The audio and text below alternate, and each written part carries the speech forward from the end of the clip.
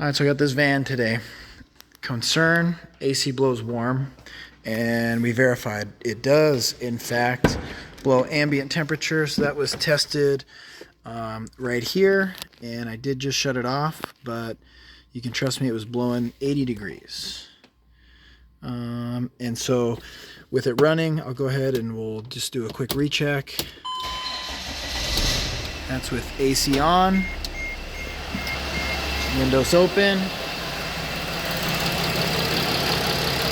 You can see we're making about 20 psi. So it's low on the low and it's low on the high. That's a dead giveaway that it's low on refrigerant. In fact, it's empty. So that's basically how we got to this point. As you can see, possibly about 84 right there. So I'm gonna shut it down. Being that it's already empty, essentially, we don't really need to do a big recovery. I got the gauges on, both valves are closed. The next step I'm gonna do, I just got this vacuum pump. So this is very inexpensive, this is like $20. Hook it up to the yellow line, which goes right up to the middle. I'm gonna hook air to it, right here. It's gonna do its thing. And then what I'm gonna do is I'm gonna open up the blue valve. And any minimal amount of refrigerant that was in there is definitely gone now. So you'll see we're now just to about 0. And we're going to do this because there could be moisture in the system, being that if the refrigerant leaked out, let's say it leaked out of the lines or whatever, it took about a year, air would have leaked in, air containing moisture. So we're going to leave this doing a vacuum for a while. I'm going to try to get it as low as I can. Alright, so we've had this down here about 28 or so inches. It ran the whole time.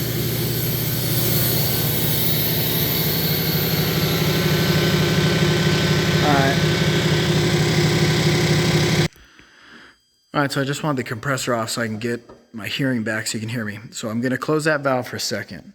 I'm going to return this on, which is just the valve. I'm just going to do a little more vacuum, like this.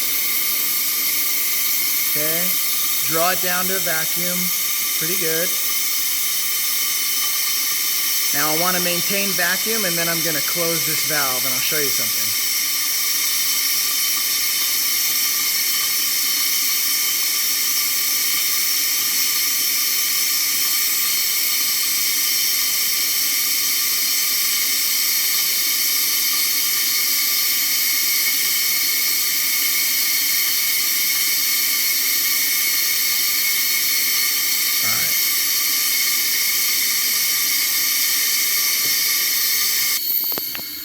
All right, so notice we closed it.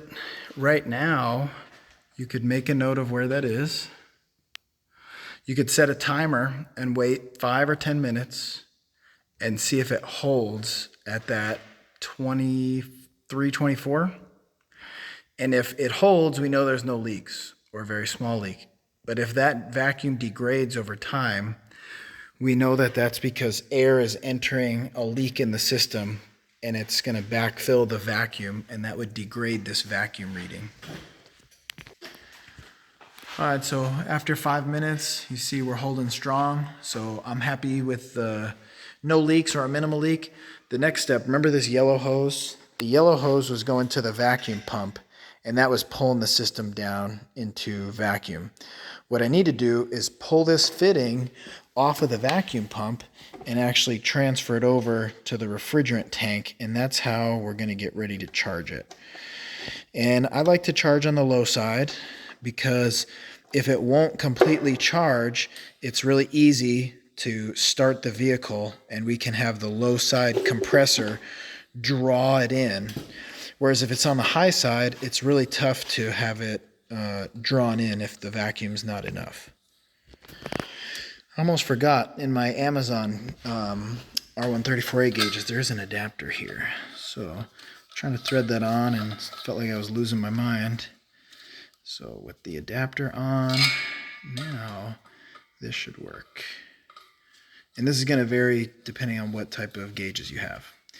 All right, so the next point I should make is if we had done a component, let's say we replaced the compressor, we would need to add oil. So because this was just a leak and there's no evidence of oil that has come out and there's no evidence that any oil came out with the vacuum pump, the oil level doesn't need to be adjusted. So the next thing to reference is here. It talks about the type of lubricant, which is going to be PAG oil. It may actually give you the total amount of oil the system takes. Do not put that amount of oil in. That amount of oil would be for like if you replaced everything in the system, or if you were to have removed and drained everything in the system. So you only put back the amount of oil that you took out, and we took out nothing. So we're putting back nothing. Otherwise, the oil injector, you would just go ahead and loosen the, close off the valve counterclockwise, pop the fitting off, put the oil injector on, open the valve, and inject the correct amount of oil, and then you'd set it back up for this. And at that point, you might have lost some of your vacuum, but shouldn't be much. So this is still in vacuum. The next step, you could do this by a pressure chart, but I got the scale, so I'm going to use the scale. So I'm going to power the scale up. I'm going to take another look. Capacity, 1.76 pounds. I currently have, I actually need to change this. I did not mean to turn it on with it, with the scale, with the tank on there. So I need to turn it on with nothing on there, so it'll zero. And this was a cheap Harbor Freight scale. Now I'm going to put the tank on it. Okay. So I could do the math, or I'm going to show you a way to cheat. I'm going to put it on tare, and that's going to be at 0. Then I'm going to shoot for negative 1.76 pounds. Okay. How I'm going to do that, I'm going to open up the low, and we'll see it begin to charge.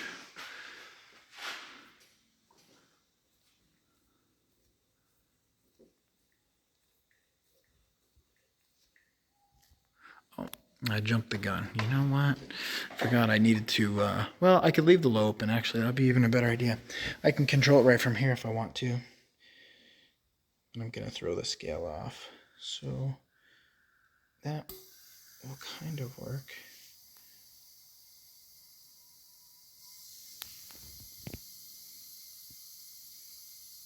Now I'm just going to go ahead. I really should do it from up here. I thought I had a cool idea, but it's not that good of an idea. Open this all the way, or at least more. Okay, now that should be 0 pounds. Okay. So I've started drawing it in, and it got some of it in, but it needs more. So we actually just started it to get it start drawing. Now it's going to start pulling. See, as that number goes up, or technically down with the negative, that's the refrigerant leaving the tank. Now remember, I need 1.76 pounds. So that's 1 pound and 3/4 of a pound. So you have to do a little bit of math. 3/4 of a pound to ounces. 16 ounces is 1 pound. A half would be 8. So I really need 1 pound and 12 ounces to hit that number. And so far I've only got 6 ounces in there. So now we're just going to keep it running for a bit and let it keep drawing this refrigerant in.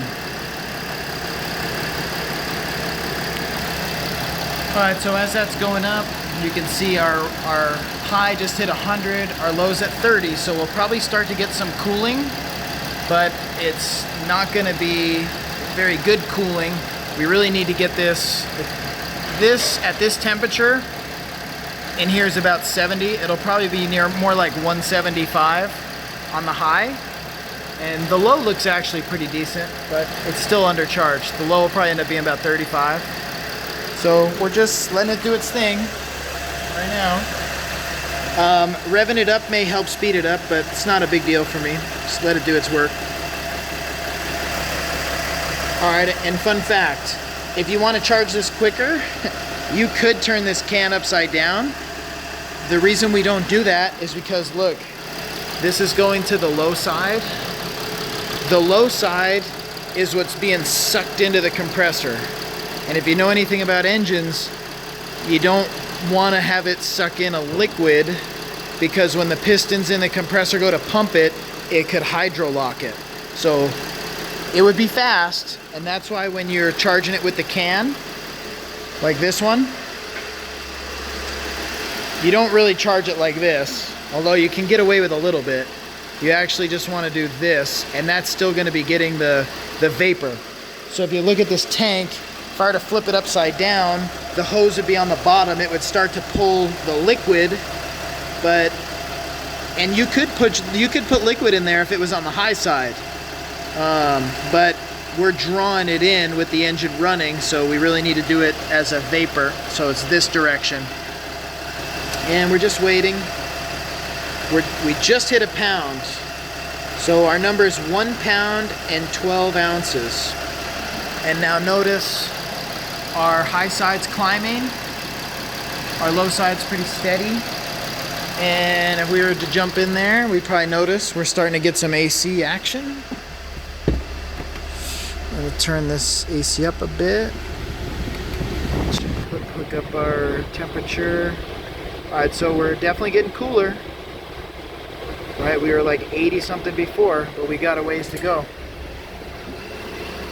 We're still almost 3/4 of a pound low, so I wouldn't anticipate that's going to blow that cold. Alright, so we're 1 pound, 2 ounces. And you can just Google 1.76 pound to ounces. You can figure it out a few different ways. So it's coming up. And as you see, the low came up a little. The high is getting up to that 200 number. We still got a little ways to go.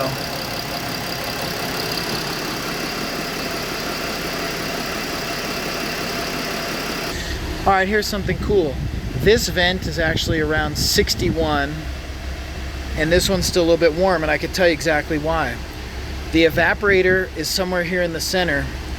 Right now, because we're undercharged, the refrigerant is evaporating as it comes through the evaporator. So right here, it's going to get more cooling. By the time it gets to the end, we're too low on refrigerant. The refrigerant's already all evaporated. It doesn't get the same cooling effect on the left vent. So if your right side's cooler and your left side's a little bit warmer, there's a good chance that's actually just due to undercharging. So you can see it's going to continue to come down.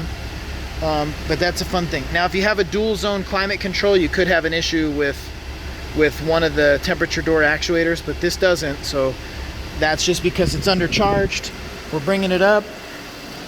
It's coming up a little slow, but it's coming up. So we still got another ½ a pound to go. And you can see that high's coming up a little, or that low's coming up a little bit. So we're getting closer to in range. If you want to do this just based on pressure, you'd look up R134A chart, and you could determine what the high side and the low side should be, and you can just charge it until the numbers are right. But this is going to be much more precise, so this is what I would recommend. Now I'm going to have Dave jump over and rev it a little bit, see if we can speed this process up a bit. Careful. All right, here comes the rev. So you see, we'll just do like maybe 1,500, 1,000, 1,500. See if it starts pulling quicker. Just to get that compressor working faster. Now that'll affect our pressures. High side's a little higher than I thought it would be. But it's bringing it up.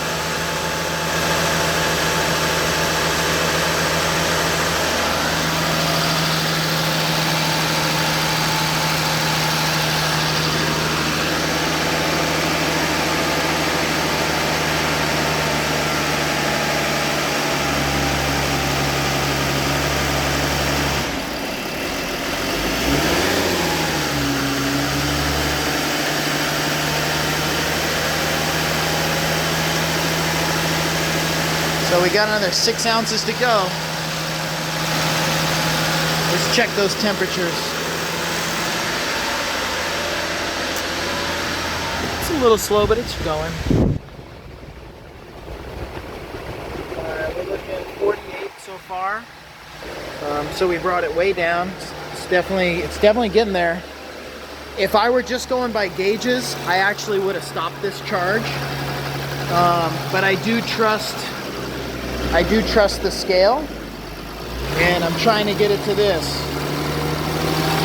So we're gonna keep going.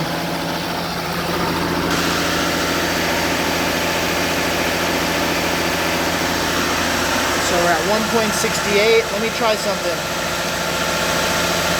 That'd be your total ounces, grams, 1 pound and 7 ounces. So that's the closest I can get to making it match. Another 5 ounces to go.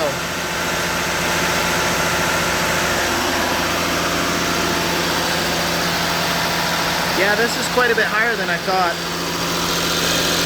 It may just be that it doesn't have great airflow. It's getting there.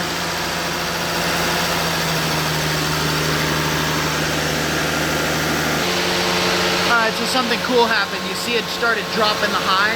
That's because this condenser fan finally kicked on. And we are getting close. 3 more ounces. And inside, we're blowing about 49. Yeah. 48, 49. So it's kind of interesting. I'm not seeing much of an improvement inside, but I'm going to charge it to the spec.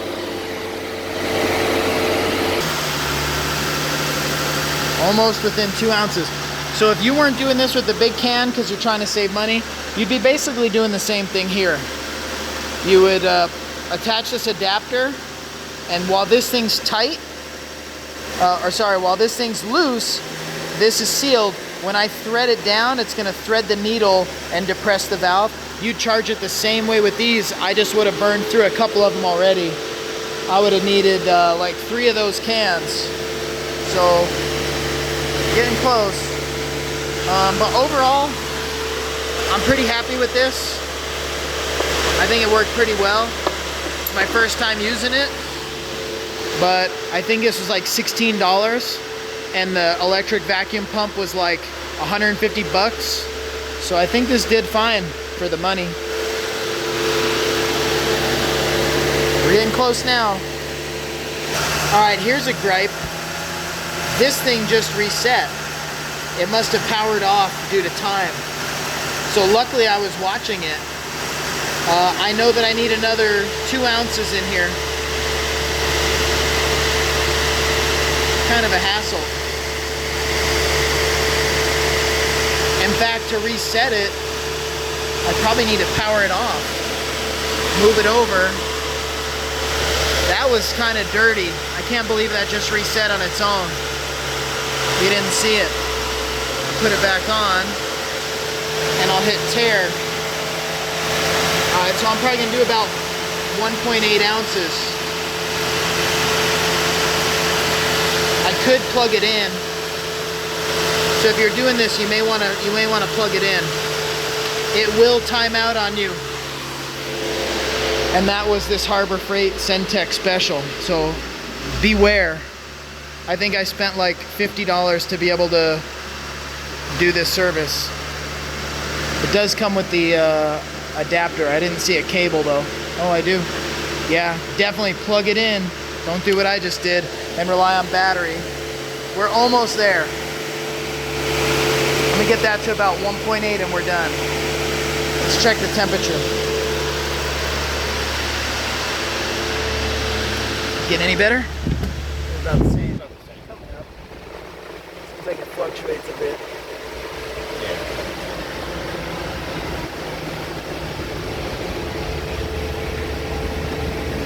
It's about 48, 49.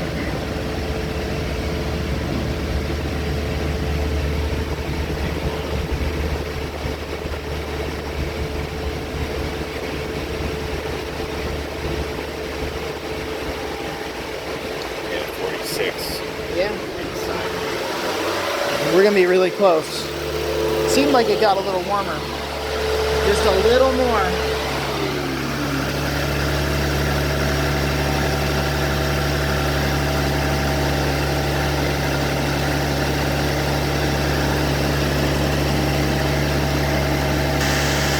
One more tenth. Okay, when it's full, open this valve.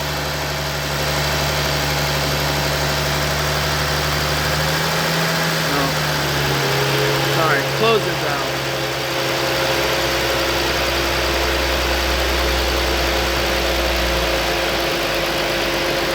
Okay. So we're right there, maybe just a hair over. You know, I don't normally charge them like this, so I'm a little bit rusty. I'm getting in the 30s. Hey, now we're talking. Yeah, so 44 on that one, but your contactless may be reading better. Well, it depends where it's dipped. Yeah, exactly. 34 and deep inside there. Yeah, no, it's feeling really good. Alright, so a little bit of beef with just this guy shutting off, and then that vacuum pump was pretty good, other than the compressor had to run the whole time. And then this is an Amazon gauge set, which was fine. It's just me being a little bit rusty on how to use it, so sorry about that. But we're looking good. Those pressures look reasonable. That temperature inside really varies based on the status of this fan, but quite an improvement from the 80 when it came in. Now the last step, I'm just gonna undo the hoses by counterclockwise, pop them off, and I pretty much store it just like this, so that way I don't have to worry about the refrigerant leaving the hoses. And we're looking good. So there you go. Alright, so like I was saying, come in here, it's a little hot now. This is basically isolating the hose from the high side. You see I'm turning this way. Right, when I do that, probably make a pop right here. That's be high pressure. A little bit, right? Pull that one, pull the low one, and then put the caps back on, and this job is done.